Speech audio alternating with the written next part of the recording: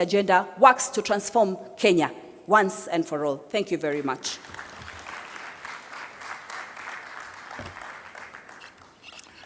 Your Excellency, President William Ruto, President of the Republic of Kenya and Party Leader of UDA, Your Excellency, the Deputy President, Honorable Senator Dr. Oburu Oginga, the Party Leader of ODM, distinguished Honorable Members of Parliament, and Kenyans. We, as the committee overseeing the implementation of the 10-point agenda, are glad to come before you to make this presentation. Various key issues that are marked as achievements have been enumerated by His Excellency the Deputy President, and I will not go much into that. And given that all of us here have got copies of this 10-point agenda, I'll only make brief highlights under each section.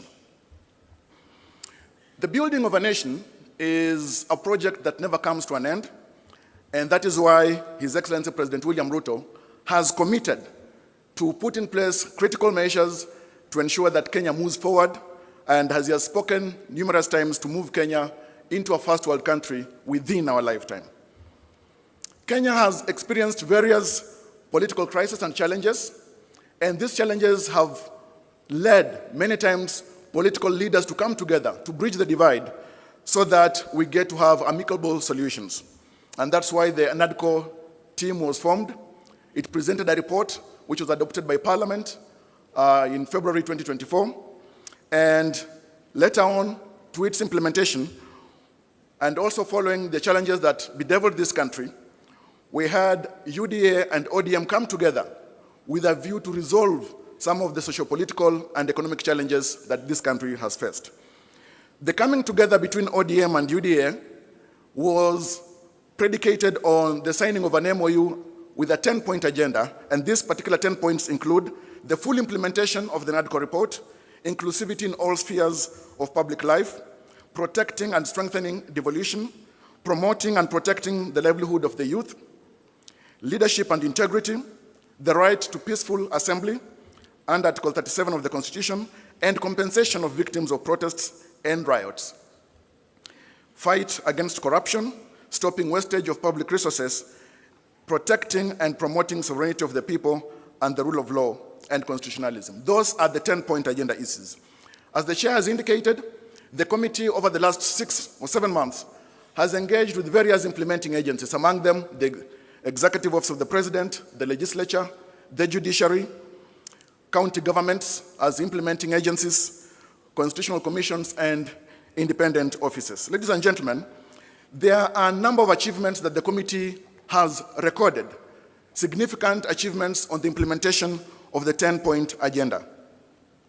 I will take just a few minutes to speak to them. The Parliament received 9 bills from NADCO, and various of these bills have been considered and at various stages of implementation and consideration by Parliament.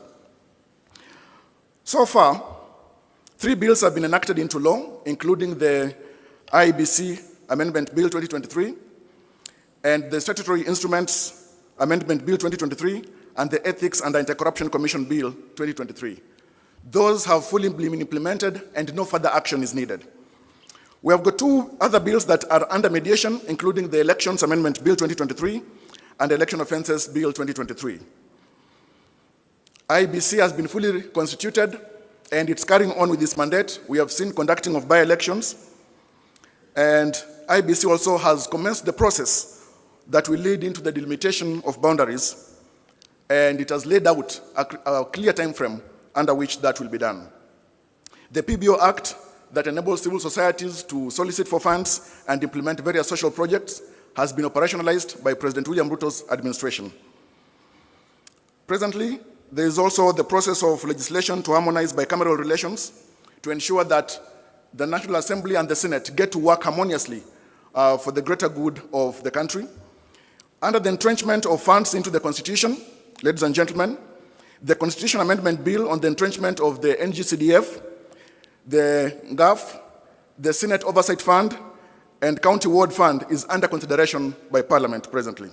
The Court of Appeal has pronounced itself and determined that NGCDF does not violate the Constitution. Agenda 2 and its implementation, inclusivity in all spheres of public life. Key achievements, and I'll just make brief highlights because many of them have been stated by His Excellency the Deputy President. The launch of the National Policy on Ethnic Minorities and Marginalized Communities was done in 2025, December, by His Excellency the President. 500 million shillings scholarship program has been railroaded by the same policy. The same policy creates the Directorate for Minorities and Marginalized Communities under the Executive Office of the President. On economic inclusion, ladies and gentlemen, measures to reduce the cost of living, we have seen the fertilizer subsidy program, which has lowered the cost of fertilizer from 7,000 shillings to 2,500 shillings per bag, which has enabled many farmers to access this. There's 14% reduction in fuel prices and exchange rate gains, which has lowered production, and many Kenyans are now able to travel to work, production by various industries. The costs have gone down, a key success by the broad-based government. Ladies and gentlemen, there is presently the timely payment of social protection stipends by the government alongside salaries. This is done in a very timely way compared to how it used to be in the past, where there were serious delays. And then it has also been streamlined such that it has weeded out fraud. And in the past, many people who are able used also to fraudulently access the social protection funds. This has been weeded out. The Equalization Fund allocation to support development and service delivery in the marginalized areas has been increased from 5 billion shillings to 9.6 billion shillings, a key achievement under the broad-based government. Inclusion in the health sector. The rollout of UHC by transitioning Social Health Insurance Authority has increased healthcare insurance from 7 million, as the Deputy President has indicated, to 29.8 million beneficiaries to date. And this is a key achievement that is on record under the broad-based government. We have got the CHPs, 107,000 of them, 831 have been employed, and people now across all the villages and hamlets in Kenya access primary health care. Share premiums for 1.5 indigents are being paid by the government. When it comes to education as an inclusion aspect, 100,000 teachers have been recruited since 2022. And as the Deputy President indicated, this has largely increased the teacher-student ratio. 23,000 classrooms and 1,000 laboratories are under construction, a major achievement that is ongoing. The committee has also noted that university allocation has increased from 45 billion to 82 billion shillings. The HELP scholarship funding has increased also to 41 billion shillings. These are self-evident achievements under the broad-based government in the period under consideration. Rural and infrastructure inclusion, 260,000 affordable housing units are under construction, creating thousands and thousands of jobs for young people, the youth, and various professionals, architects, lawyers, engineers. And this is a celebrated score of achievement under the broad-based government. 450 markets are being constructed nationwide across all the 47 counties, and 6,000 kilometers of roads under construction. Protection and strengthening devolution. Key implementation here and achievements, Your Excellency, we have had the equitable share revenue to counties increased from 385 billion shillings to 415 billion in the financial year 2025-2026, and in this financial year it's projected that this is going to increase to 450 billion shillings. Access of funds to county governments, and this increase in shareable revenue is a major gain for devolution, and the broad-based government is evidently keen to protect and advance devolution in Kenya. Counties now receive timely monthly disbursements with no pending carryovers as of June 30th, 2025. Your Excellency, under Agenda 4, promoting and protecting livelihoods for young people, we have got many key achievements. So far, for instance, Your Excellency, the committee has recorded that over 90,000 young people from all 1,450 wards are undergoing training in the country. Over 121,000 youth, together with 110,000 youth from Kakuma and Dadaab, these are refugee camps, have received business training, mentorship, and startup grants of 25,000 shillings, being an initial of the wholesome 50,000 shillings that they will ultimately receive. Your Excellency, the Nyota program is a major success, which has created opportunities for over 820,000 young entrepreneurs aged between 18 and 29 years. Your Excellency, across all 1,450 wards, there is the 50-50 gender parity, and the Nyota program has really impacted lives of thousands of young people in the country. Additional employment initiatives have created and increased opportunities for young people in the country. 640,000 jobs have been created through affordable housing program, with 7,000 professionals who have been onboarded. Your Excellency, the construction of stadia has also increased the creation of jobs for youth and professionals across the country. 20,000 jobs have been created through the Climate Works program. Under leadership and integrity, Your Excellency, as agenda number 5, the broad-based government has ensured the enactment of the Conflict of Interest Act, which you assented into law on the 30th of June or July 2025, which has now been operationalized. This act strengthens the government's commitment in combating graft and regulating and reducing conflict of interest within the public sector.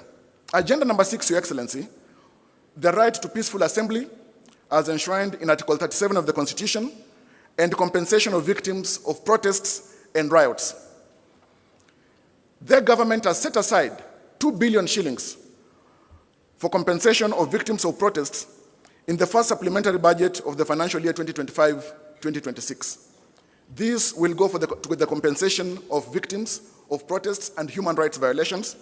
Your Excellency, 4 days ago, a panel of experts for compensation of victims was gazetted by the head of public service under a framework that will be developed by the Kenya National Commission on Human Rights, and already these railroads the compensation of victims, which has been a key issue raised by even citizens whenever we've been moving around the counties in the public participation process.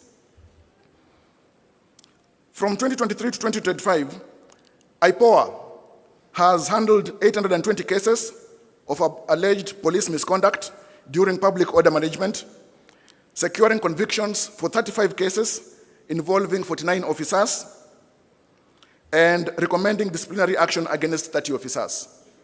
This has been done by IPOA. The demonstration bill, which sought to restrict the right to assembly of protesters, was withdrawn. This was initially intended to curtail the rights. The Ministry of Interior and National Administration has issued policy directives limiting excessive use of force and strengthening training and retooling of police officers for lawful crowd management. Agenda number 7, Your Excellency, national debt. The broad-based government, ladies and gentlemen, has commissioned a comprehensive forensic audit of the public debt by the Office of the Auditor General to strengthen transparency, verify utilization of borrowed funds, and this been an issue within the public, the issue of auditing our public debt. The broad-based government as well has reduced reliance on external borrowing by exploring innovative financing mechanisms. And just yesterday, Your Excellency, you signed into law the National Infrastructure Fund Act. Through liability management, the broad-based government has reorganized national debt portfolio to reduce financing risks and minimize the risk of default. There is greater emphasis placed on mobilizing domestic revenue, and this is ongoing under the broad-based government. Ladies and gentlemen, Your Excellency, I'll move to the agenda number 8 on the fight against corruption. As I've indicated, the Conflict of Interest Act is now operational, and this is a great effort toward combating graft, which is politically carcinogenic in the country. There is the adoption of the e-government procurement system, which has digitized the entire procurement framework, and from planning, this enhances transparency, accountability, and ensures digital footprints in the procurement process, Your Excellency. Over 23,000 government services have been digitized on each citizen. This has eliminated cash payments across government and middlemen, reducing corruption risks and increasing revenue collection by the government up to date. Your Excellency, the Money Laundering and Combating of Terrorism Financing Laws Amendment Act was assented into law on 17th of June 2025, a great effort as well in strengthening the legal framework, combating illicit flow of funds in Kenya, and has supported the exit of Kenya from the grey list of the Financial Action Task Force. Your Excellency, the implementation of the zero-based budgeting has enhanced fiscal discipline and accountability by requiring justification of all public expenditures. The single treasury account system has consolidated government cash collection and management, improved transparency and transaction costs, and minimized idle funds in commercial banks. Your Excellency, as I move towards the end, agenda number 9, stopping of wastage of public resources and promoting of government efficiency. Austerity measures have been put in place, including the removal of budgets, initially in the office of the First Lady, the spouse of the Deputy President, and the spouse of the Prime Cabinet Secretary. A 12-month freeze has been put in place for purchase of government vehicles, except security sector vehicles. There is the zero-based budgeting in the financial year 2025-2026, requiring all public expenditure to be justified, as I've indicated. And then presently, the passports processing, the national ID cards processing, all of them have been reduced from 1 month to 1 week, improving access to these services by the citizens of Kenya and reducing corruption. Agenda number 10, Your Excellency, protecting and promoting sovereignty of the people, the rule of law, and constitutionalism. The broad-based government, under your leadership, Your Excellency, has facilitated the judiciary to ensure there is the recruitment of judicial officers. We recently saw the recruitment of 11 Court of Appeal judges, High Court judges. The recruitment process has been ongoing, as well as the magistrates, to improve case handling, reduce backlog of cases, and access to justice by Kenyans. Judicial mobility has been strengthened through the support of the executive to procure vehicles for judicial officers. There is the support to ensure the national e-filing system, which has been implemented, enabling paperless court processes, remote case filing, and virtual hearings.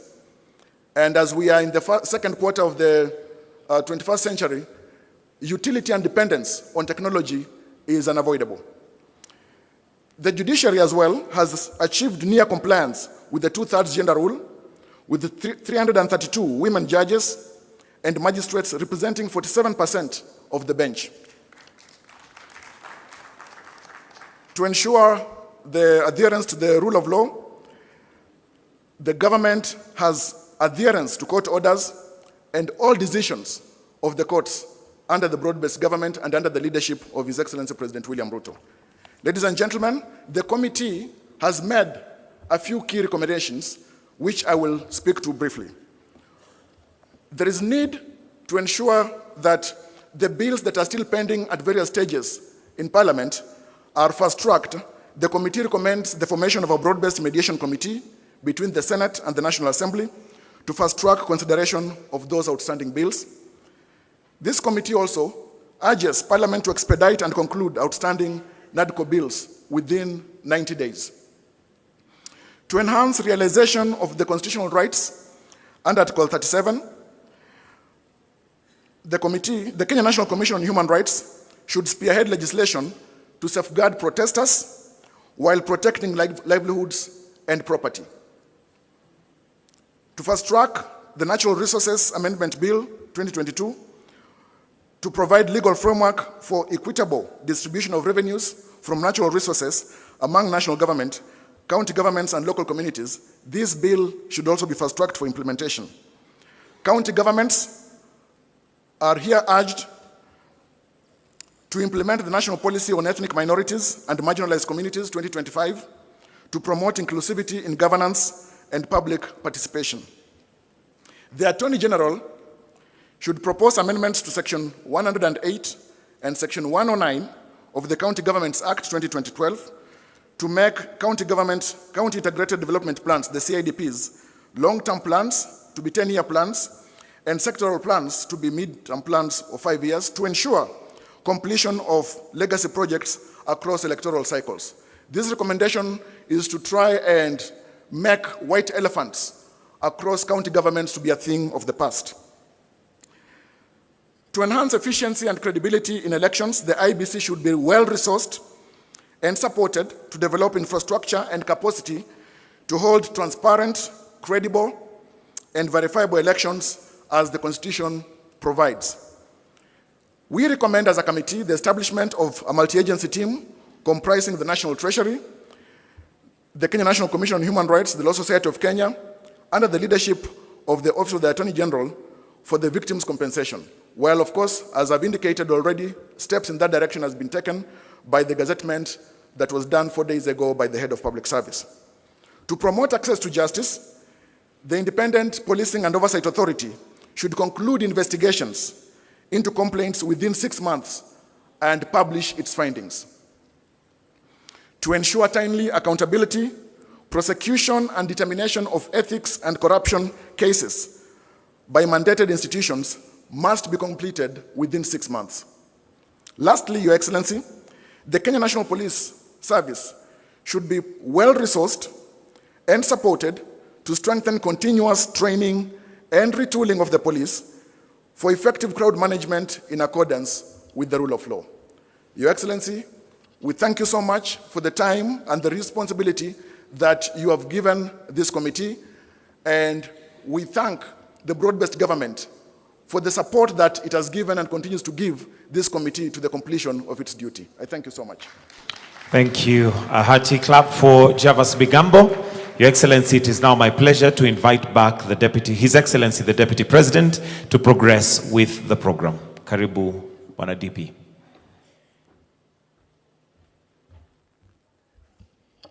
Thank you very much, Coin 10. Your Excellency, in the interest of time, we will run the rest of the program very fast because today is a parliamentary day. And this being a PG, I'm sure the two houses will want to proceed early. Your Excellency, the party leader of UDA, Your Excellency, the party leader of ODM, I will request Professor Nyang' Nyong'o, my academic senior, to come and say 2 things here in 2 minutes based on the presentation of the 10-point agenda, maybe on devolution and compensation of victims. 2 minutes for Professor Peter Anyang' Nyong'o. A round of applause.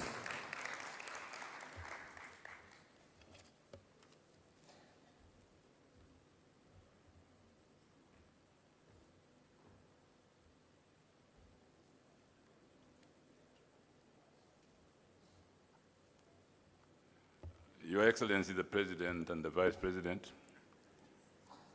thank you so much for convening this meeting. It's extremely important and informative. I will only say 2 things that are effectively dealt with in this report. That is devolution and compensation of victims. As you know, that some of us have been very concerned about the issue of victims, and I'm glad that today they've gone on record that the victims will be compensated. Secondly, devolution. You know, there was that famous story that a child always asks for more, and it's never enough. The Constitution of Kenya says that there are two levels of government, devolution and national, separate but interdependent. Kenya cannot really develop fully if devolved government is not fully funded for the development functions that it performs. I'm grateful that it is said that the equitable share of revenue to counties has increased to 385 billion shillings in financial year 2024-2025 to 415 billion shillings in financial year 2025-2026. This is good. And it is projected to rise to 450 billion shillings in 2026 and 2027. We are happy about that. But you know, as I said, we will never stop asking for more. Thank you.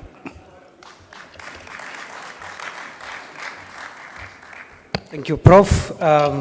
Thank you very much. Your Excellency, the next item,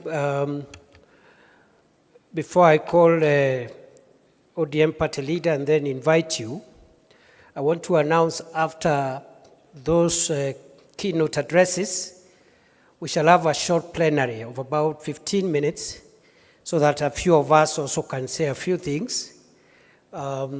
Starting with the Chair COG, I see a good turn-up of governors here. We appreciate you, and then we'll have a few other members. I have the permission of the House leaders of the two Houses of Parliament to run the plenary as a retired leader of majority.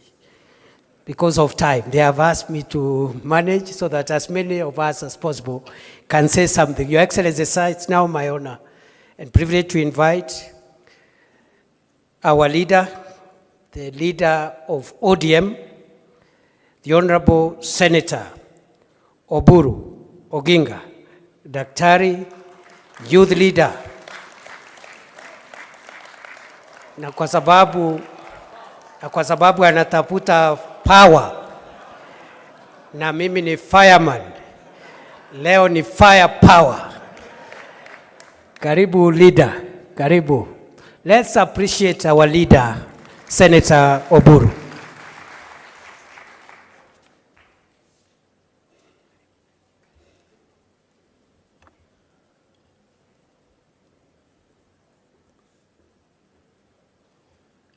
Your Excellency, the President of the Republic of Kenya and Commander of the Armed Forces, Dr. William Samoei Ruto,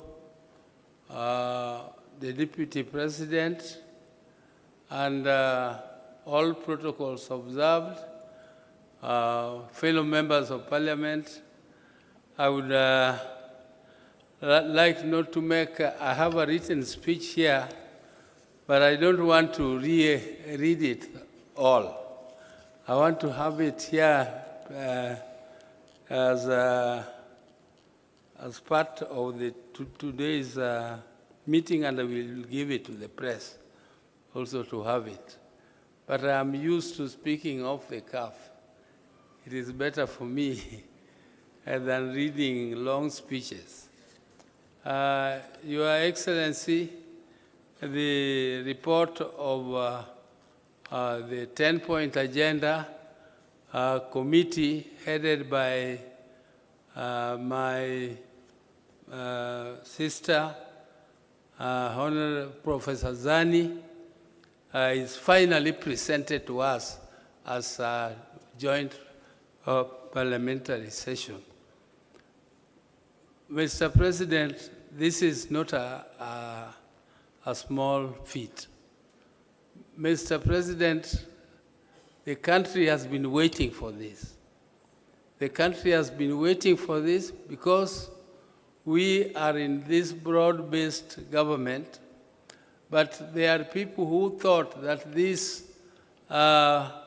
report is the one which formed the foundation for establishing broad-based government.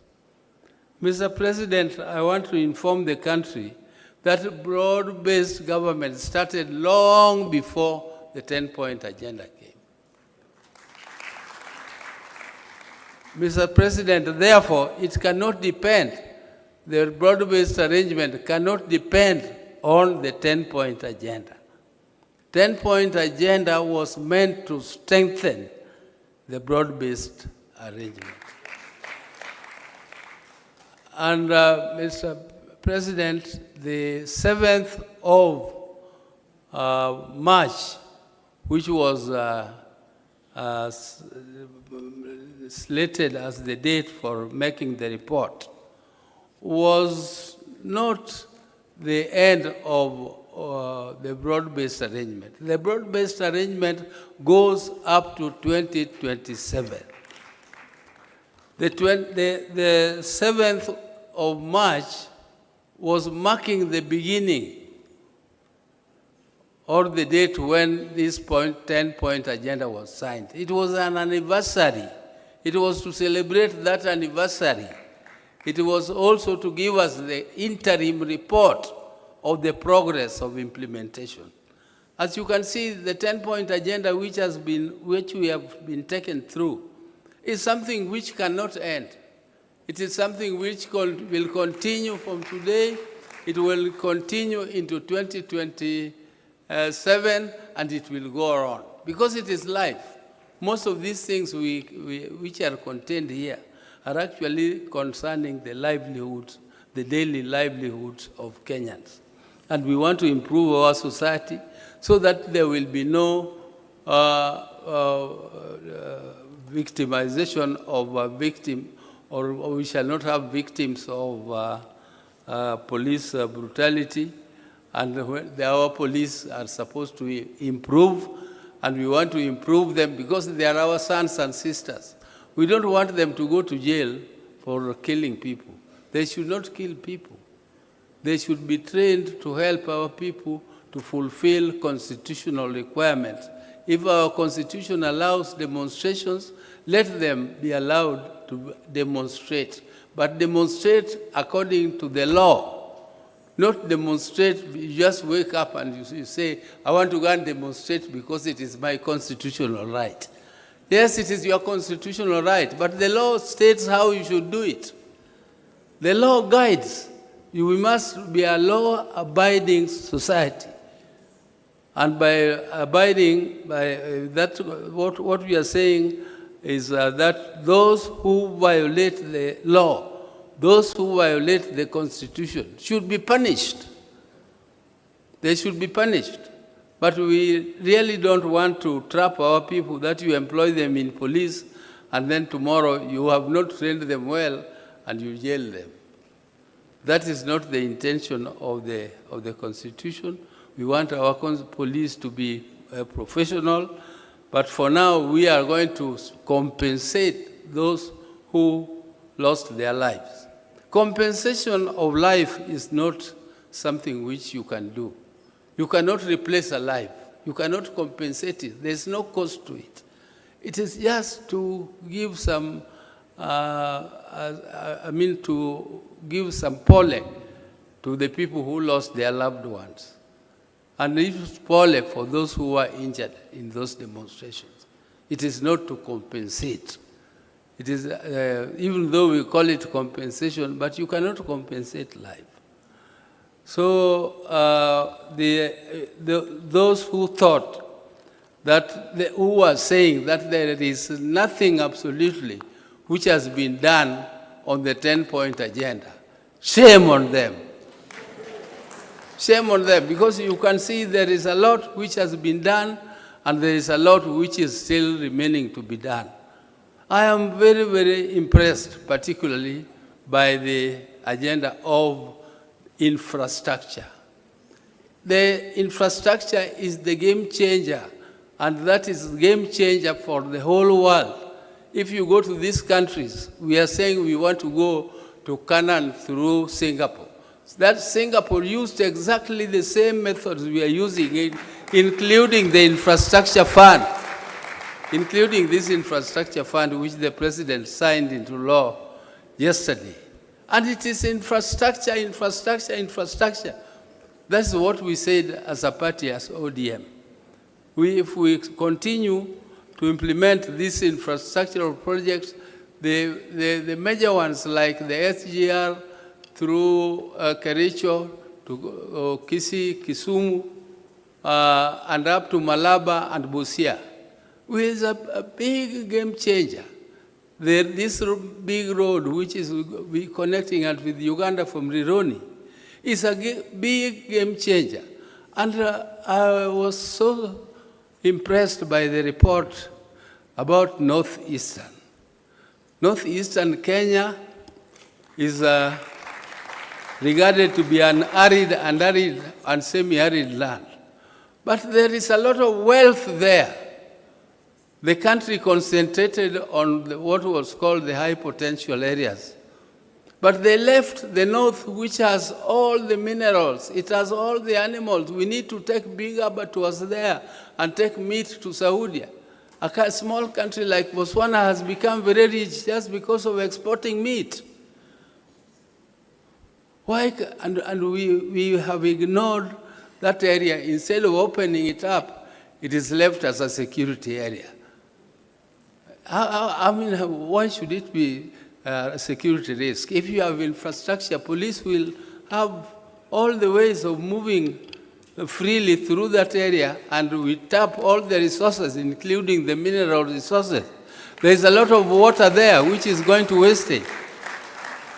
You leave water to go into the ocean, and then you don't tap it, and after a short while, your animals die, and including people dying because of lack of water. And yet there is a lot of water. The dams, you heard this report of how many dams, the many dams which are to be built. There is one which is going particularly to our area there. It's called Soin Dam. Once the Soin Dam is done, it is going to produce electricity. It is going to be used for irrigation. It is going to be used for controlling floods, which occur every year, and we regard it as emergency. It is emergency. How can something which occurs every year be regarded as an emergency? How is it an emergency? And you know it will come.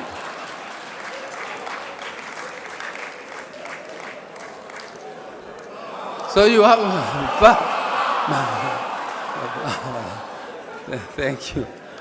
Yeah, I don't want to... Your Excellency, I said I'm not very good at reading speeches, and therefore I will leave this my speech. I don't know, I will give it to the President, but I have spoken my heart. I've finished what I wanted to say. Thank you very much.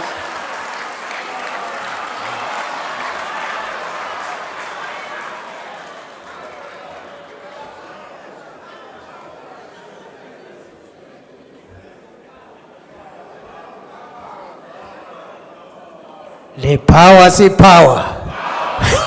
The power, see power. Let me now invite, as Mzee sits down, allow me to announce the following. After the President gives us his keynote address, a few of us will say a few things very quickly by way of plenary, and I'm going to manage that so that we finish early. And then after that, there will be a closing reading of resolution by the two Secretary Generals of ODM and UDA, respectively. On that note, it is now my pleasure to invite His Excellency President William Ruto, party leader of UDA, and leader of the broad-based administration. The power, see power.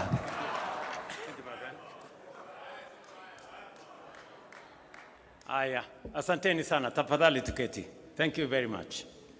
Mr. Deputy President, our leader, the party leader of ODM,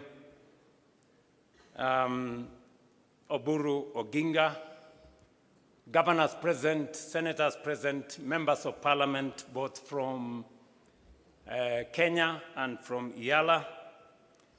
I have a written statement, just like Daktari Oburu. Allow me to read half of it, and then I will speak the rest. It is good to be back here at the Kenyatta International Conference Center, the birthplace of the Memorandum of Understanding between Kenya Kwanza UDA and ODM. Exactly 1 year and 3 days ago, my brother, the late Right Honorable Raila Odinga, and I agreed to work together in the national interest for the benefit of our country. Although our brother Raila is no longer with us physically, his wisdom, foresight, and enduring commitment to the nation continues to guide our shared journey ahead. The values we stood for, dialogue, unity, and the pursuit of justice and progress for all Kenyans, remains firmly alive.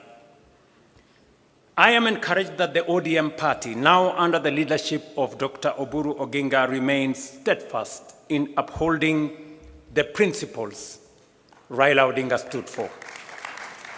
Together, we honor Raila's legacy through our continued commitment to the ideals he championed for the unity and advancement of our country. Our coming together 1 year ago was guided by one overriding objective: to stabilize our country and to address long-standing socio-economic and political challenges.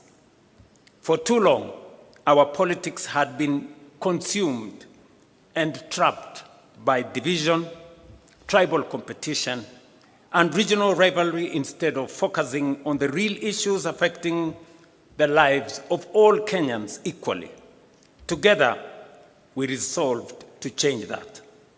Today's joint parliamentary group meeting between the two parties is therefore significant, not only because it reflects the spirit of that agreement, but also because of the responsibility we carry as leaders to deliver on commitments made to the people of Kenya. We had planned to mark the first anniversary of the signing of the MOU on the 7th of March by assessing the progress made in implementing the agreed agenda. However, as you all know, in the days leading up to that date, our nation suffered a tragic loss. We lost a distinguished member of parliament, the late Honorable Johanna Ngeno of Emurua Digir, who was a committed member of this parliamentary group and a dedicated servant of the people.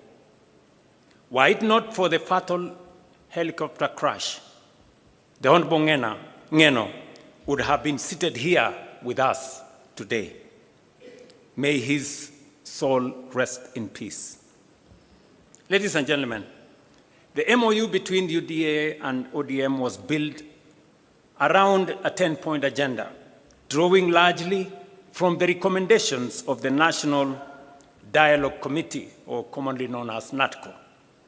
These agenda items address critical national issues, including electoral reforms, the cost of living, governance, and economic stability. Following the signing of the MOU, we immediately began implementing the agreed programs. I am pleased with the report that has been presented here today by the Oversight Committee, highlighting the progress made across the 10 agenda items during the past year. The progress we have made is evident across several areas. Our country today enjoys greater stability, and the partnership has created an environment in which government programs can proceed without unnecessary political disruption. Opportunities for our young people are expanding, with government programs now reaching hundreds of thousands of young people across the nation. Through initiatives in housing, health, agriculture, education, the digital and creative economy, as well as the labor mobility programs, we are deliberately expanding new avenues for employment.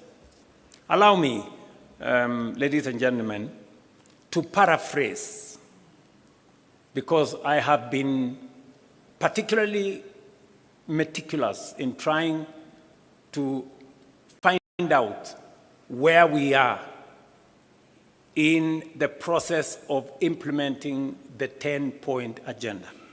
And just for the record, the 10-point agenda was not imposed on us. The 10-point agenda was our commitment, voluntary commitment between our parties in respect to the people of Kenya. There are some people who want to appoint themselves supervisors, as if we met the commitment to them. We did not make the commitment to them. We met the commitment to the people of Kenya. And our responsibility and reporting is to the people of Kenya. And let me say the following. We did this, and we set the standard very high ourselves because we believe that is what we should do for the people of Kenya. Not because anybody forced us, not because anybody imposed it on us, but it is because it is our commitment that Kenyans deserve a higher standard of leadership and delivery. I know the matters of NADCO has been spoken very ably by the presenters of the report. We all agree that one of the most pertinent issues in NADCO was the issue of electoral reforms, and especially the appointment of commissioners to the IEBC. You remember very well that that was a very big debate. Today, we have gone through the process. The court processes have been dispensed with, and today we have a functioning Independent Electoral and Boundaries Commission. It has already conducted several by-elections. And as a show of confidence in this broad-based administration, all the parliamentary elections that have been held have been won by broad-based. I said all of them. Yes. Just for good record, and we are not, Atusemi, that's what it is. Yeah, those are the facts. In fact, the last by-elections that were held, of the 4 seats that were in contest, broad-based won all of them. Again, for good record. But that is not what I'm trying to say here. I'm trying to say that we are faithful to our commitment. On matters to do with legislation that is there in Parliament, we know there has been back and forth between the two houses. We will be recommending in this PG that we have a broad-based negotiating team. One that is going to sit with both houses of Parliament, comprising membership from both houses of Parliament. Because if broad-based decides, Parliament will decide. Is that true? Yes. Because we have the numbers to drive it through both houses of Parliament. So I want us to raise the standard a bit so that we establish a broad-based negotiating committee or mediation committee to assist us on all the items that have been presented for legislation in Parliament by NADCO. One has already been dispensed with. The matter of NGCDF. The courts have given direction, and therefore the legislation that had been presented to Parliament is now what the lawyers called factors of issue. I mean, it's been dispensed with. So we now need to pick on what the directions court has given to do the rest of the funds. Let me speak specifically to some 6 or 7 critical issues that I have distilled from the report that was presented to us, especially on those 6 or 7 issues. Number one is inclusivity, and especially the matter of cost of living. The people of Kenya have spoken with clarity on how they want our country to be much more inclusive, and for us to be able to have a society that leaves nobody behind. We have done 5 issues on this subject of inclusivity and cost of living. Number one, we now have a policy on the marginalized in Kenya. We have provided bursaries for their children. We have provided many other interventions that will assist minorities, people who are perceived to be marginalized, for them to be brought into the bracket and so that they are not left behind. We have deliberately dealt on matters that finally dictate cost of living. And there are 4 matters that dictate cost of living: cost of food, cost of fuel, because it influences our transport, the cost Kenyans pay for healthcare, and the cost Kenyans pay for their children to go to school. We have addressed all the 5 issues. Number one, on food inflation, on matters to do with food, we have transformed our agricultural sector. We can confidently stand here and say we did, over the last year or 2 years, we have produced more maize, we have produced more tea, more coffee, more sugarcane, and the whole productivity space has risen. It is the reason why today the prices of unga are different from where they were in 2022. We have made a commitment to that. Number two, we have managed our economy well.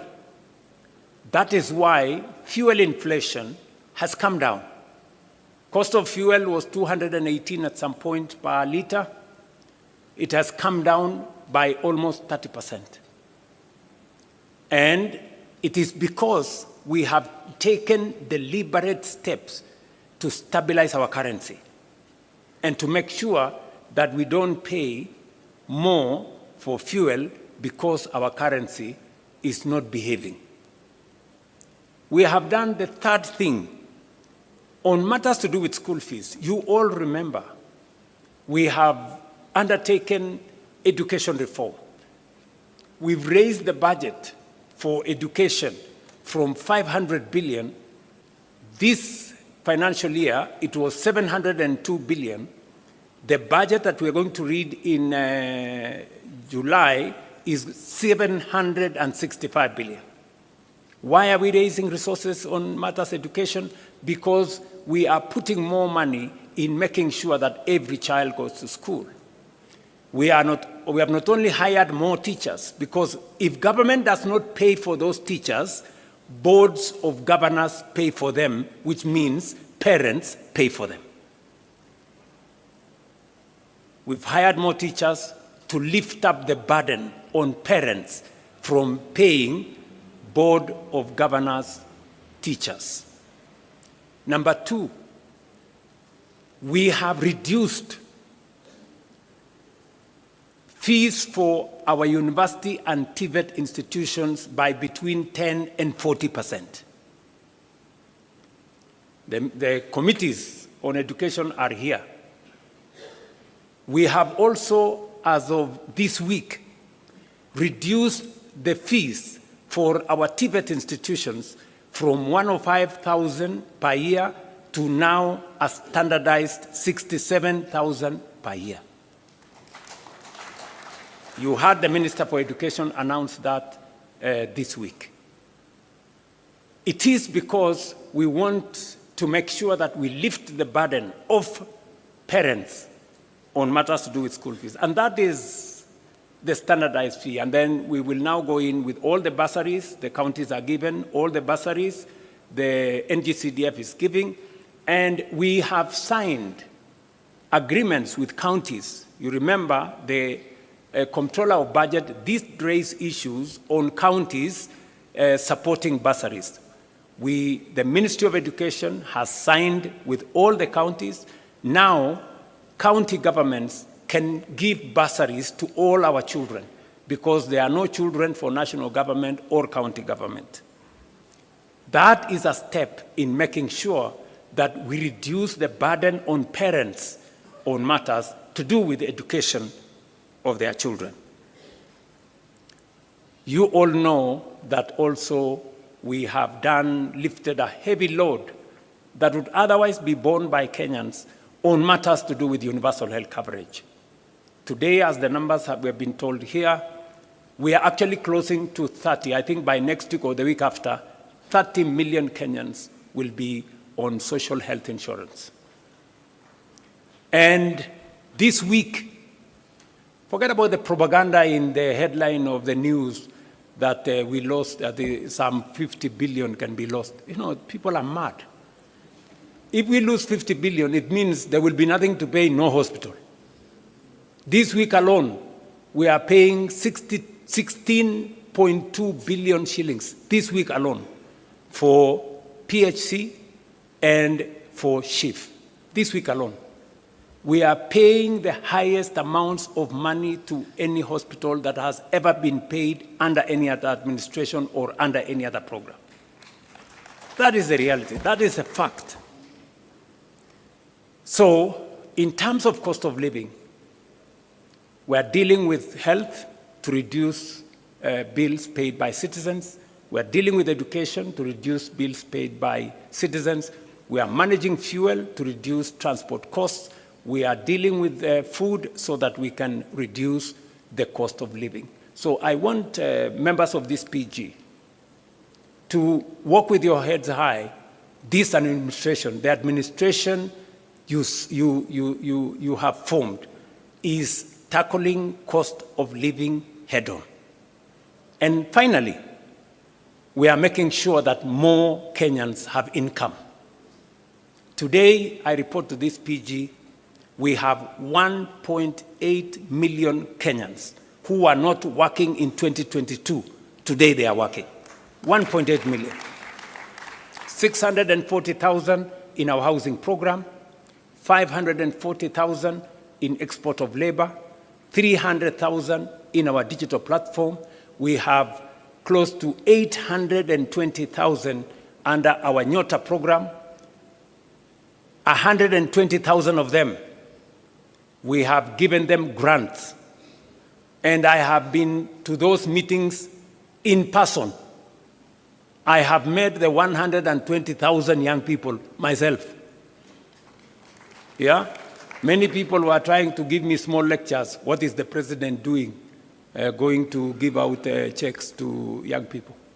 And I told them, this is how I choose to spend my time. You decide about yours. Okay? Because I believe the young people of this country deserve my time. And time spent with those young people, talking to them, is time well spent as far as I'm concerned. And I have asked the Deputy President and the ministry is concerned to look at opportunities, and we are discussing with our partners to look at opportunities to expand that program. We believe it is a successful program. Many young people have stepped forward, and we believe we can do more and maybe extend that program to close to 2 million young people in Kenya. And in this particular one, we made a deliberate, intentional decision that this is going to be young people between the ages of 18 and 29, because that is where the heaviest load of our young people are. So, cost of living. For those of you who are taking notes, and I suggest you do, because I see some other people, they cannot explain themselves. We've dealt with food inflation. We've dealt with fuel inflation. We have dealt with inflation that comes from Kenyan spending on education. We've spent with the transport costs. You don't hear matatus hiking costs because the cost of fuel has gone up. We have dealt with more Kenyans that are working today. That is dealing with cost of living head-on. And that is what we are doing, together with you guys. Devolution is a principle we committed ourselves. In the 10-point agenda, we said we must be deliberate about devolution, because devolution is the single most important instrument. In fact, it is the heart of the new constitution, making sure that resources and the power to decide on those resources goes to the grassroots. What have we done on devolution ever since we agreed on this 10-point agenda? Number one, we committed that we are going to increase the shareable revenue. Last year, we increased 30 billion from 385 to 415 billion. This year, we are going to increase from 415 billion by another 35 billion to 450 billion. That is the commitment we made to ourselves that we would do. Number two, in the past, disbursements to devolved units would go, and by the way, I'm talking about shareable revenue. I'm not talking about all the resources that go to the counties. Aside from the 415 billion that's going to counties, we have another 70 billion that is going to counties. That is close to half a trillion to the counties. We might be asking a few questions to our governors. Yeah? So next year, definitely, when we do the 450 shareable revenue, we will be going towards 550 billion. We'll have crossed the $500 billion line on resources going to our counties. Number two, and so that before Anyang' Nyong'o tells us we do more, yeah? and we are going to do more. In the past, money meant for devolution, some of it would be carried over to the next year, because not all the monies were disbursed. I stand here today. For the last 2 years, we have not carried over a single cent. We have paid all the monies for devolution. At the end of the year, we made sure that we didn't cross over with any. That is going to be the same this year. We will not carry over any resources. We will pay money meant for devolution to devolution. The yearly commitment will be met. Number three, in order to enhance the efficiency of devolution, especially the efficiency of accountability, we made a commitment under the 10-point agenda that we are going to support the county assemblies to be autonomous and independent so that they can carry out their oversight role properly. Parliament, both houses, did agree with us. They brought the bill to me. I signed the bill. And from this June, in the next budget, county assemblies will have their own independent budgets. They will no longer need to make friends with the county governments or to be friends of governors for them to get their resources. They can then, hopefully, we are going to be expecting of the county assemblies to exercise their oversight mandate much more robustly, because now they will not have excuses that in case they are too tough on the governors, they may lack the resources for their county assemblies. That will now be a thing of the past. And then number four, on devolution again, we realize that just as we have the national administration, the county assemblies, members of county assemblies and governors have no pension. And we have made the strategic decision that the bill that was there in Parliament, which in my opinion has serious challenges, it is my position that we now agree in this PG, that it is only fair. Governors and members of the county assembly are elected leaders like us. The same way we have pension, it's only right that they have pension. We all agree on the principle of contribution.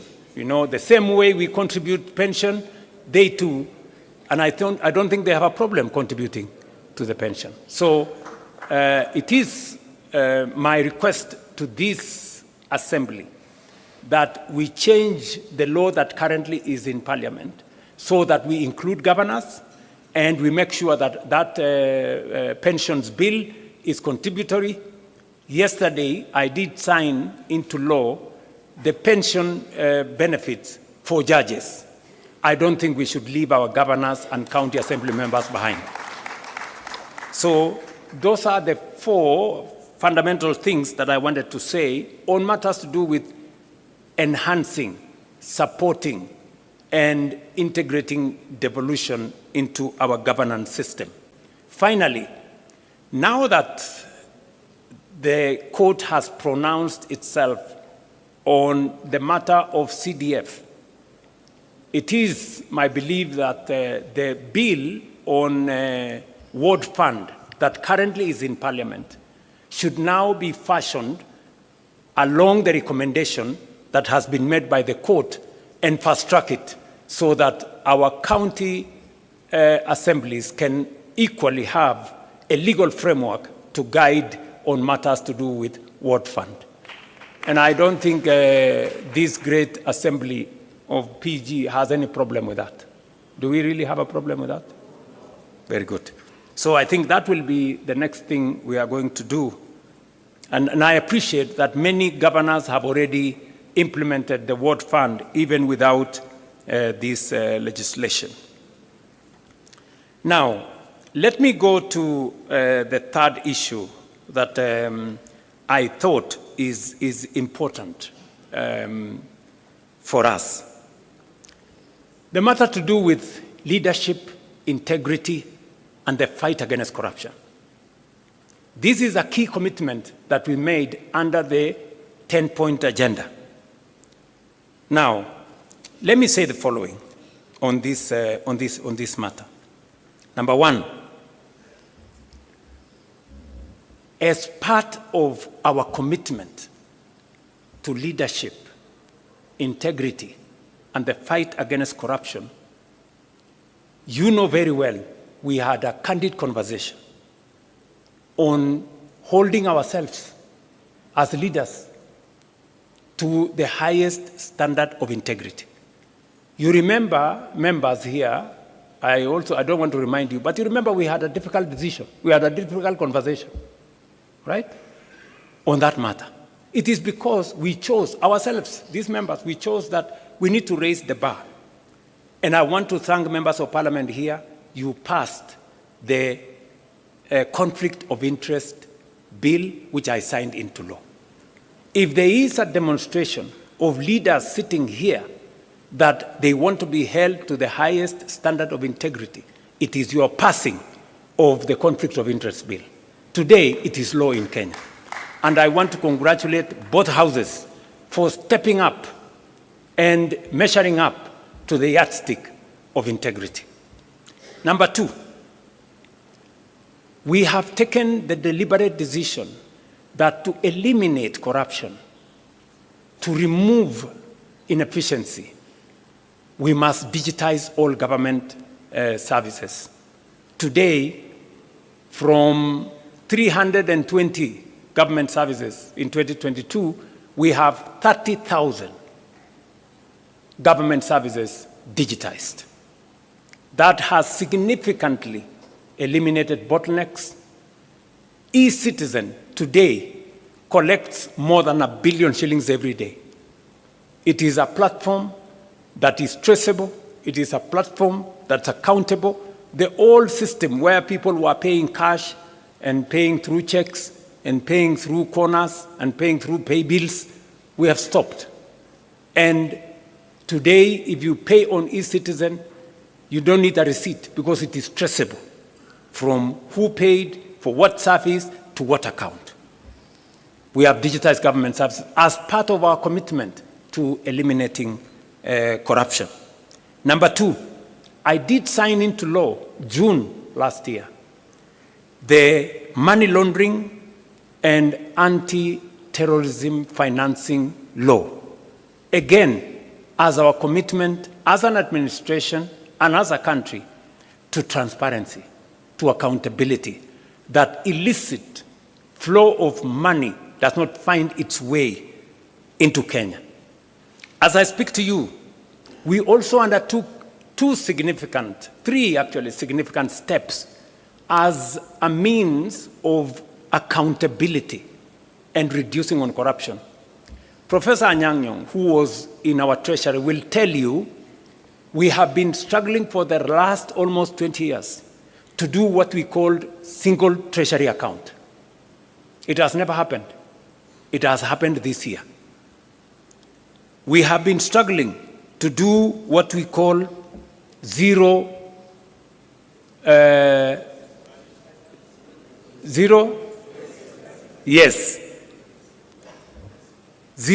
budgeting, meaning that we eliminate confusion. There was an element where people were saying corruption is budgeted. This time round, we are introducing greater accountability on budgeting to make sure that for every budget, every year we bring it to zero. We know what was achieved, what was not achieved, and then we plan again.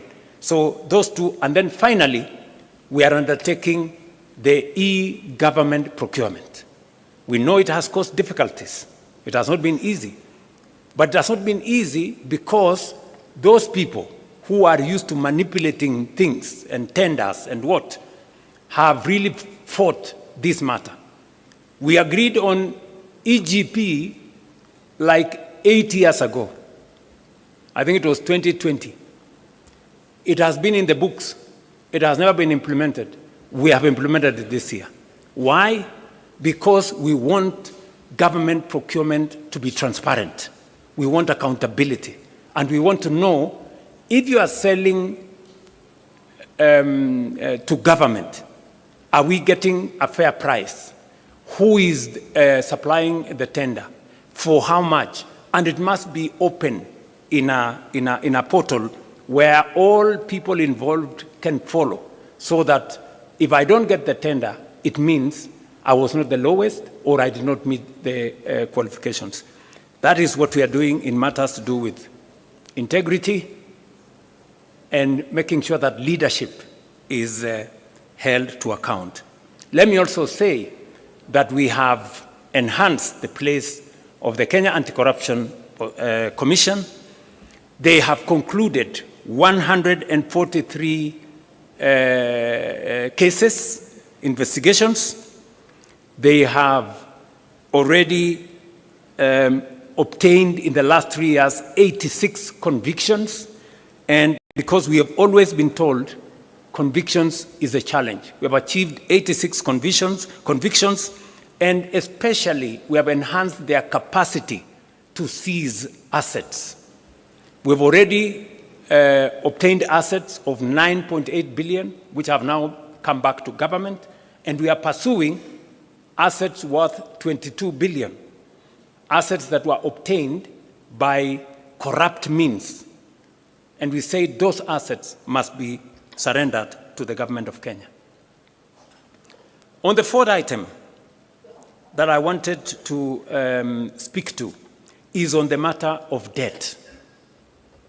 In fact, if you look at the 10-point agenda, there was a bullet, standalone, national debt.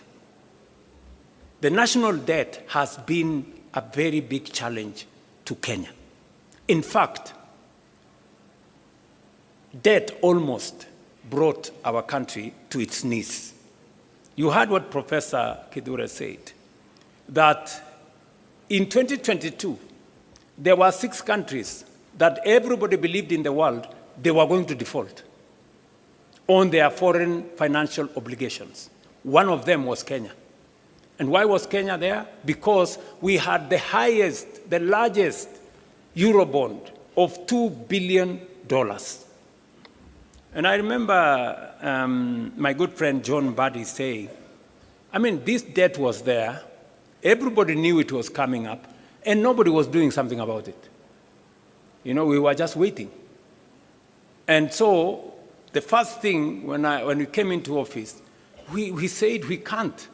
This country cannot default because many people don't understand the consequences of a country defaulting on its foreign obligations. It just turns your economy into something else. Just look at what happened in one of our neighboring countries. I don't want to mention names. When they defaulted, their currency was devalued by 100%. Just imagine Kenya's currency moving from 120 to 240. Would we have a country left here? And you know, there were very many people who were persuaded that the Kenya currency was going to go to 200. In fact, I remember speaking to one of the bankers, who is no longer my friend, because he was among the people who, you know, imagined, they were already piling up dollars, because they imagined that when it gets to 200, they will make a killing. Unfortunately for them, they had to make losses because the 200 shilling dollar did not happen. So we had to intentionally deal with the debt. What have we done on matters to do with debt? Number one, we made sure that we did whatever it took. And I appreciate that I had to make some very difficult decisions for us to be able to escape that default. We had to cut down on spending by about 300 billion. We had to remove subsidies on unga. We had to remove subsidies on fuel. We had to eliminate, we had to stall some of our projects because we had to pull back from continuous borrowing. That's number one. Number two, we did not just avoid default. We now went into a plan on how do we reorganize our debt. How do we successfully negotiate our way? I can confidently, that's why we went to the market. We went to the market in February 2024. We went to the market in February 2025. We went to the market in October 2025. And we went to the market again this February. To do what? To do liability management. The debts that were due next year, we now have no debts due in 2027. We have a small debt due in 2028. Then we will go to 2037. We have reorganized our debt portfolio so that it doesn't threaten our fiscal sustainability. And I must thank John Mbadi and his team at Treasury. They have done a very commendable job. Muwapigie makofi. We have also engaged some of our lenders. I do not want to mention names. I have had to go and sit with some of the lenders and tell them, guys, some of these loans, the repayment is too steep for us. You know, some of the interest rates you are charging us are very high. And we have successfully managed to reduce some of the interest rates. We have managed to change some of the structure of the debt so that instead of too much upfront payment, we have managed to negotiate to make them concessional. And today, I can confidently tell the country that we have avoided situations that would put a lot of strain in our budget. And number three, we have also decided that we are going to be innovative. We are going to be creative in how we do public assets. It is no longer tenable for us to continue borrowing. That is why we have said we are not taking any borrowing resources unless it is absolutely necessary. I see some people say there has been a disagreement between Kenya and the IMF. There is no disagreement. We have just agreed on what to do. We have agreed that if we need your money, we will come for it. If we don't need it, we will do with the resources we have. I mean, how does that amount to a disagreement?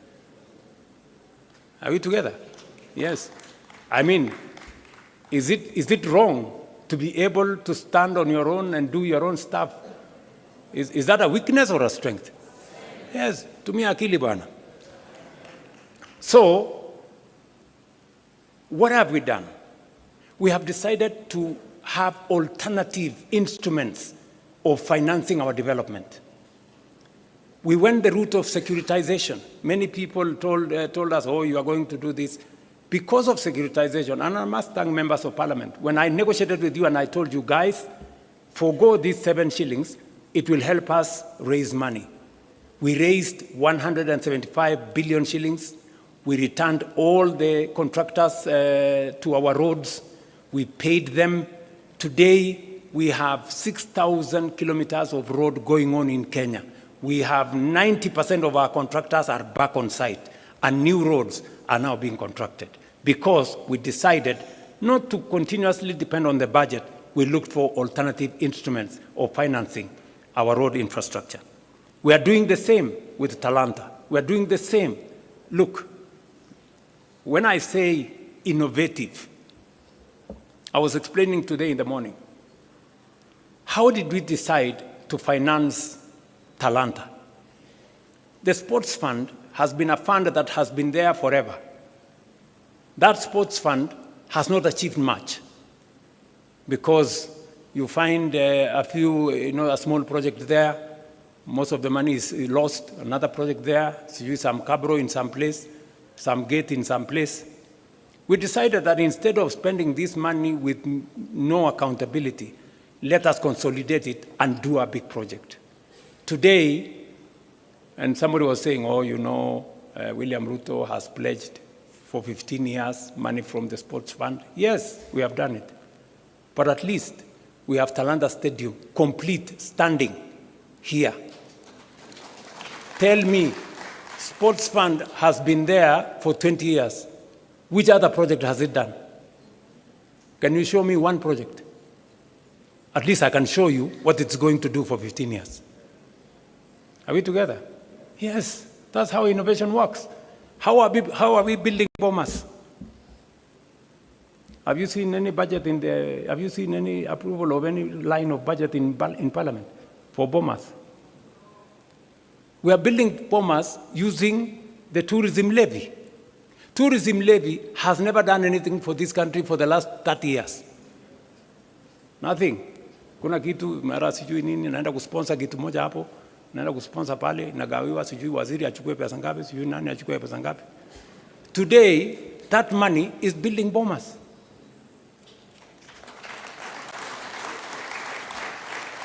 Friends, that is how thinking out of the box looks like. Kwani mlikuwa mnafikiri thinking out of the box ni kufanya kitu gani? If we had gone to borrow money to build all this, we would be in trouble, So we have decided to think outside the box. Securitization. We are discussing today proceeds from some of our mature assets.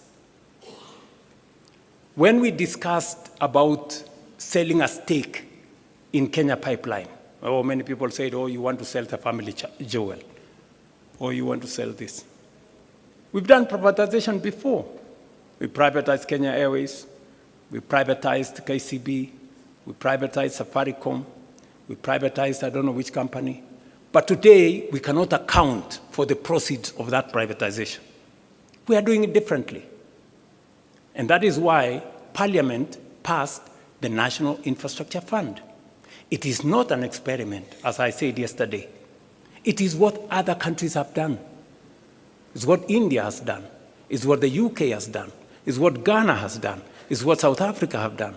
And that is the way to the future. This morning, Leo, I rang the bell at Nairobi's Securities Exchange. And we collected 106 billion from the sale of our stake in Kenya Pipeline IPO. And we are going to put that money in the National Infrastructure Fund. You know, let me explain to you. If we don't have the National Infrastructure Fund, the National Infrastructure Fund gives us a different leverage. It multiplies that 106 billion 10 times. You know, not through magic, no. Through innovation, creativity, and financing. And that is how we are going to have additional resources to do our roads, to generate more energy, and to do what our senior here, party leader, was saying. He said, we pretend that there is always an emergency in northern part of Kenya, when we know it's going to happen. Because of what we are doing now, if you read today's newspaper, we have already advertised for several dams. So when I talked about us using the National Infrastructure Fund and proceeds from privatization for building infrastructure, we're not talking about the future. We're talking about doing it now. We've already done the contract for Jomo Kenyatta. That is where about 15 billion shillings is going to go. And that 15 billion shillings is going to enable us raise 150 billion, just by putting 15 billion. It's the same thing we are going to do with the dams. If you check today, we have already advertised several dams, because that is how we are going to cure the problem of food insecurity. Water harvesting, water storage, irrigation. That's how we are going to eliminate the shame of hunger in our republic. And we are beginning that journey today. Many people were asking themselves, will the National Infrastructure Fund be accountable? I want to tell you, yes, it's going to be accountable. It's going to be accountable to Parliament. It's going to be audited by the Auditor General. It's going to engage Cabinet. And we are going to make sure that no shilling of that money is going to go anywhere except for productive national infrastructure. I will be appointing the board tomorrow. The governing council tomorrow. Then they will be the one to competitively recruit the board, because we want to inject transparency into that space. I was saying this in reference to debt, how we are dealing with debt, and how we want to make debt not a threat to the Republic of Kenya. Number one, we have negotiated with our lenders. Number two, we have rearranged, using liability management, the debt portfolio.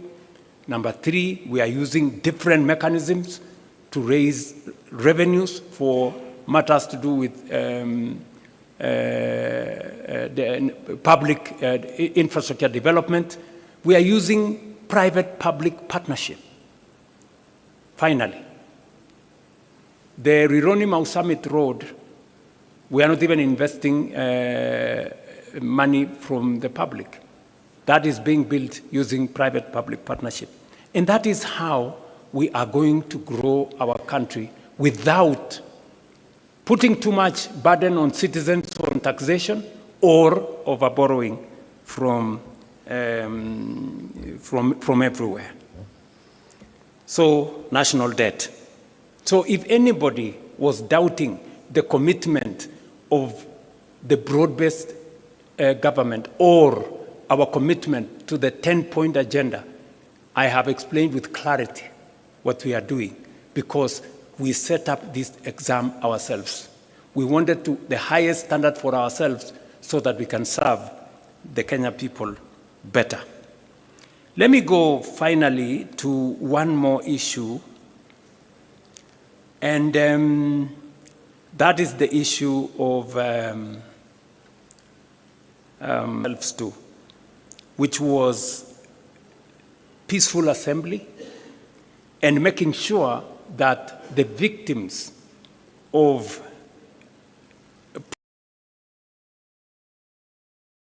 although we have been told here, and it is correct by the party leader of ODM, that you can never compensate life, but you can do something about it.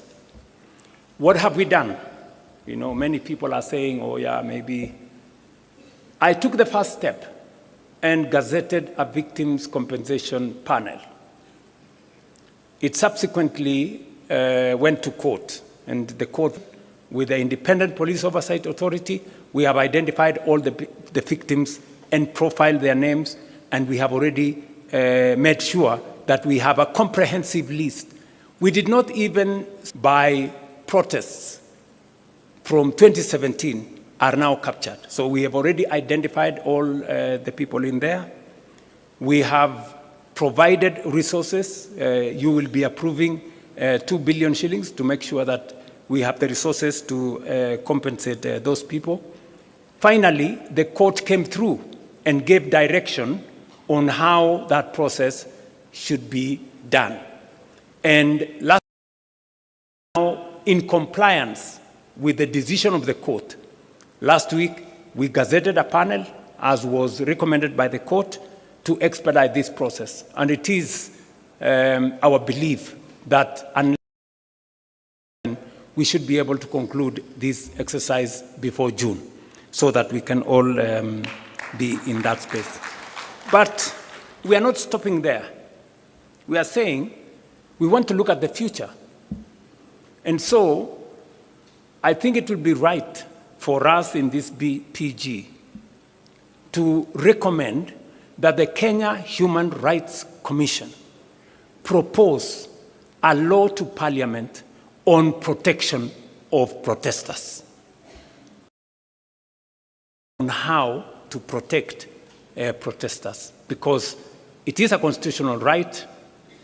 We do not want to propose the law from the executive side of government. Conclude by saying that aside from that, we have facilitated the independence in breach are held to account. As I speak to you today, 35 cases have been successful, have been convicted. As I talk to you, we have another 30 cases that are undergoing disciplinary action in the police, and the process is ongoing. We have implored on the Police Oversight Authority to appropriate this mandate as efficiently as they can, so that we can all move together in that same direction. On matters to do with the rule of law, I think it was explained to us here with a lot of clarity. Number one, we are facilitating the courts to make sure that they have the human capital to deliver on this mandate. I did swear in 11 judges of court. We have provided the resources for that. We did provide also resources for the mobility of our judicial officers. They wanted some vehicles. We have provided the resources for them. They wanted the resources to do e-filing across the country. We have provided resources for them. And yesterday, as I said, with the passage of Parliament of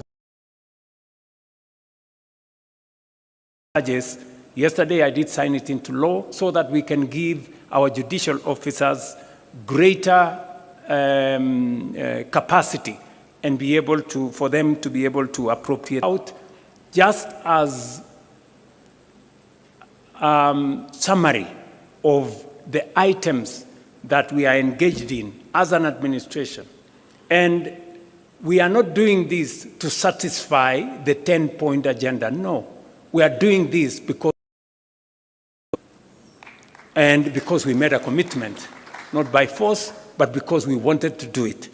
And I am very confident that working with you, we will find the way into the future together. Some initiatives have taken longer due to parliamentary and other judicial procedures. We must now accelerate the passage of the laws that are there in Parliament. And I do fast track whatever is remaining of the 10-point agenda. I know the committee, the Oversight Committee, have requested us. They have done a great job. I think it's only fair that we extend that by 60 days. I don't know whether that is agreeable to members here. Will as many as of that opinion say aye? Aye. Will as many of the contrary opinion don't? So I think it is so extended. And finally, I want to secure your concurrence that we ask the leadership of Parliament to, do we agree that we establish a broad-based mediation committee? I put a question. Will as many as of that opinion that we establish a broad-based mediation committee say aye? Aye. Will as many as of the contrary opinion shut up? Namaze. Okay, so I think that is that. And finally, I want to request that with where we have reached, I don't know whether this is the right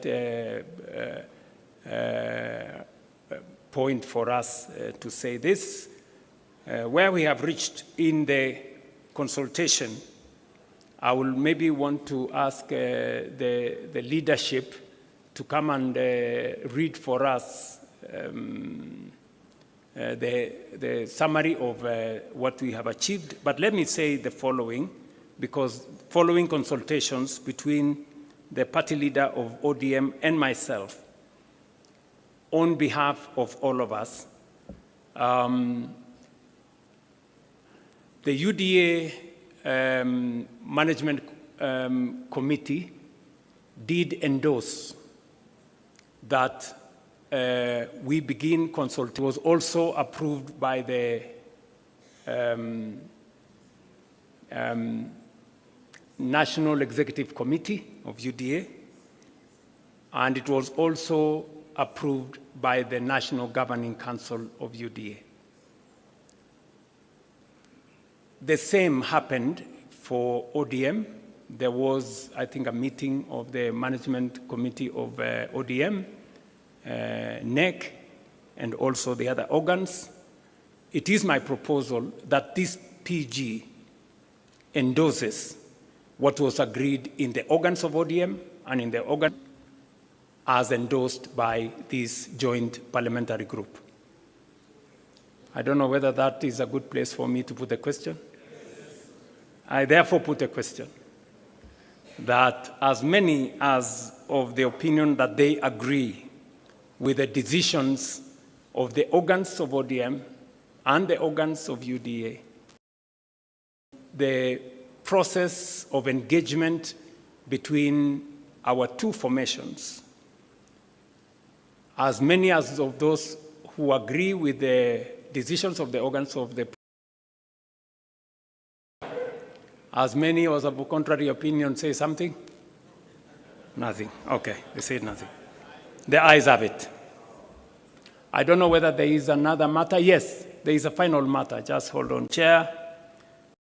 Matter that it is my request and that of the party leader of ODM that as a way of now progressing our consultations in line with the authority given to us by the organs of the party, that this PG endorses the formation of a technical committee to now take the process forward of 4 members from ODM and 4 members from UDA to craft for the party leader of ODM and myself the future as recommended by the party organs of the two formations.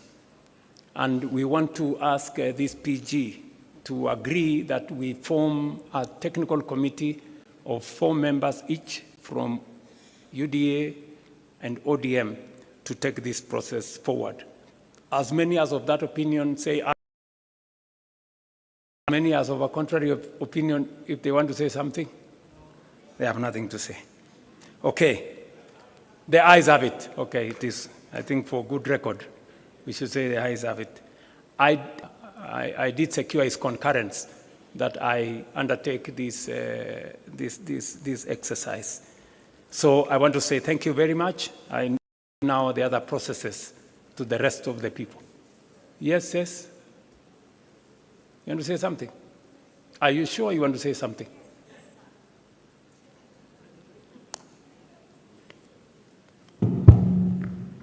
Sir, I'm sorry I have to speak before you come down. Please say something about the 2/3 gender rule. It is silent in this report, even under the recommendations of the ZANI committee. They are silent about the way forward. No, it is not there. It's just there. mentioned. It is there, says. Can somebody read out the Chair, it is there, says. Your Excellency, please let me read for you. We cannot make such a fatal mistake. You know, Your Excellency. Item number 1, constitutional amendment. Yes. Yeah, but So- you know, sir, you know how critical this matter is. Yes. Your pronouncement means a lot to the women of Okay. this country. It is very, very important Okay. that this is mentioned right here and now, sir, respectfully. Let me be specific. Let me be specific. Part of the reason why we believe there is need for a broad-based mediation committee is because the constitutional amendments that have been proposed, including that specific one on 2/3 gender rule, we need as a broad-based to agree on a common position, both in the National Assembly and the Senate. And primarily, that is the reason why we are proposing that mediation committee. And we all agree in this PG that we are in support, at least Party Leader Oburu Oginga and myself support 100% the matter of the 2/3 gender rule, and this parliamentary group in its entirety, without any exceptions, support the 2-gender rule. Will ask 2/3 gender rule. Will as many as of that opinion say aye? Honestly says, we are all in. Yeah, we are all in. So thank you very much.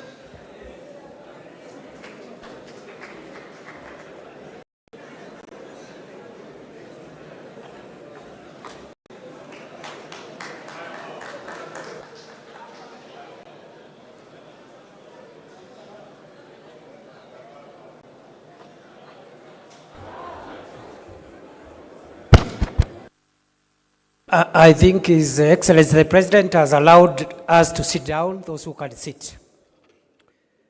Ni fire, see fire. Ni power, see power. Fire, power. Now, we've run out of time. We will very quickly conclude by acknowledging Your Excellency in this meeting. We have had the attendance of 137 National Assembly members of UDA and 68 from ODM. 137, from UDA and its affiliates in Kenya Kwanza, and 68 from ODM, total 205. Members of the Senate from Kenya Kwanza, 22, and 38 from ODM, total 60. Yala members, 3 from UDA and none from ODM. I don't know where the ODM Yala brigade is. The total numbers, National Assembly, 162. And from National Assembly, 106 from Senate, total, both houses, 268. Your Excellency, we also have Excellency governors, maybe those who are still here. I see Waigoro, Sakaja, Mungaro, Ntutu, Governor of Lamu, I see some of them have left, and the chair of the Council of Governors is also present. Your Excellency, because of time, you have had very clearly two major presentations. One, our scorecard as broad-based government. Two, our progress on this long-term issue about the 10-point agenda. Our two leaders have spoken, UDA-ODM. So really, unless there is something, maybe a comment or two, we can take them. And after that, I'll invite the House leadership of the two houses to come and flank those who will read the resolutions on behalf of the joint PG. And in the next 3-4 minutes, we can be out of here. Yes, Honorable Oluoch, quickly. Honorable Oluoch. Thank you, Your Yes. Excellency. Thank you, the Vice President, the Deputy President. I have only two comments to make, one by way of way forward. The main issue that I want to say is the communication that comes out of here must be clear and succinct in terms of what the 10-point agenda has achieved. Correct. And I think His Excellency, the President, has properly captured this. Yes. Much more than I see on this report, and not because they have done a bad job. I think we must recall this document and capture what the President has said in terms of what has been achieved, so that what goes out to the public captures both what the President has said and what the committee work has done, so that we don't give any room for miscommunication. My second and last point on the issue of governance and the rule of law is to provide for a consideration on how we can strengthen political parties and continue to fund political parties as per the law required. Thank you, Your Excellency. Good job. Can we take a position on that? He thinks the President's explanation has been a little more... Yes. 10-point agenda in a more comprehensive manner. So members of the press, you will have to wait until later in the day for that dispatch to be issued. And also the funding of political parties, I think we are in concurrence. Will as many of that opinion say aye? Will as many of contrary opinion say nay? The ayes have it. Right? Other than that, any other comment? I think that was a very good input. I think we are good. Please, House leaders, one more from a lady member there. The last one. Yes. A point of correction. Yes. Talanta Stadium is now Raila Amolo Odinga Stadium. Thank you. That should also be reflected for the record. Corrected, please. Thank you. Thank you very much. Now, I think this is a good position to end because of the pressure of the parliamentary time this afternoon. Thank you very much, the leaders of the both houses of parliament, both from the UDA and ODM side. We appreciate your giving us an opportunity to assist in the running of the affairs of this meeting. I now invite the leaders of both houses of parliament from both sides, UDA, ODM, to step forward and we'll get the resolutions read. After that, Gitonga, you will call for the national anthem. We conclude the meeting. Thank you. Thank you, DP. We'll ask Honorable Soro, Millie Odhiambo, if you're in the house, please step forward, and the two SGs.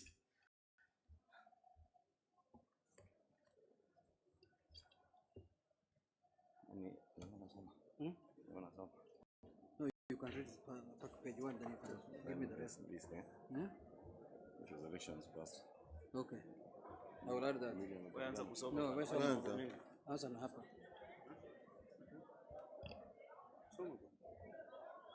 SG. Millie. You can come here.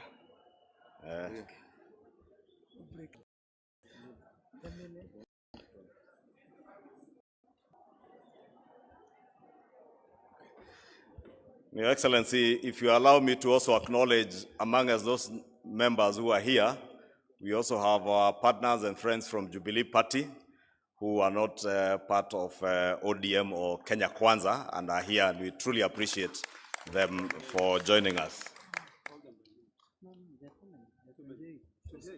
I'll now proceed to read the communique following the second joint ODM-UDA Parliamentary Group meeting held at the KICC today in Nairobi. The Joint Parliamentary Group of the United Democratic Alliance, UDA, and the Orange Democratic Movement, ODM, held its second meeting at the Kenyatta International Conference Center, Nairobi, on the 10th of March 2026. The meeting has reviewed progress made in the implementation of the broad-based government agenda over the past year and received a report from the Oversight Committee on the status of the 10-point agenda agreed upon under the Memorandum of Understanding between the two parties. The joint PG noted with satisfaction that approximately 80% of the agreed commitments have been implemented. The meeting reaffirmed that the Memorandum of Understanding between UDA and ODM is anchored on a 10-point agenda drawn largely from the recommendations of the National Dialogue Committee, NADCO, addressing key national priorities, including electoral reforms, the cost of living, governance, economic stability, and institutional reforms. Members have observed that the partnership has contributed significantly to political stability and created an enabling environment for the implementation of programs aimed at expanding economic opportunities, particularly for young people in our country, while strengthening sound economic management. The meeting further noted progress made in stabilizing the economy and addressing the cost of living through measures including reduced inflation, the continuous fertilizer subsidies program that is supporting farmers across the nation, expanded health care and health coverage under the Social Health Authority, strengthened anti-corruption measures, and the revival of the stalled road projects through the securitization of the Road Maintenance Levy Fund. I want to invite Honorable Junet to continue. Oh, okay. The meeting resolved to extend the mandate of the Oversight Committee by 60 days to enable it to finalize outstanding matters arising from the implementation of the agenda. In addition, the joint PG agreed to establish a joint technical committee, with each party nominating 4 members and the respective executive directors serving as joint secretaries. The committee will develop the shared policy agenda and priorities of the two parties, which will inform the work of a coalition framework to be considered later in the year. So this is the technical committee that will develop the issues and the things that pertain to the public and the two parties and lay ground on what issues the negotiation committee will discuss on the issues. The Joint Parliamentary Group reaffirmed its commitment to continued cooperation in the national interest and to advancing reforms aimed at strengthening Kenya's democracy, stabilizing the economy, and improving the livelihoods of the people of Kenya. The PG resolved to adopt all resolutions passed by organs of the parties. That is the end of our statement, and thank you very much, Your Excellency. In conclusion also, in the spirit of strengthening political parties, I want to bring to the attention of the PG that ODM is owed 12 billion shillings as their money. 12 billion. If we get that one, then we shall be very happy. Please take that. Thank you. I think, DP, I'll invite you back to help us close the meeting and request members of the House Business Committee in both houses, please, immediately after this meeting, Honorable TJ, let us proceed straight into the meeting for the House Business Committee. Thank you. And with that, I'll request that we all be upstanding for the national anthem, which is our joint prayer as we come to the conclusion of this session. So let's all be upstanding for the national anthem. The anthem.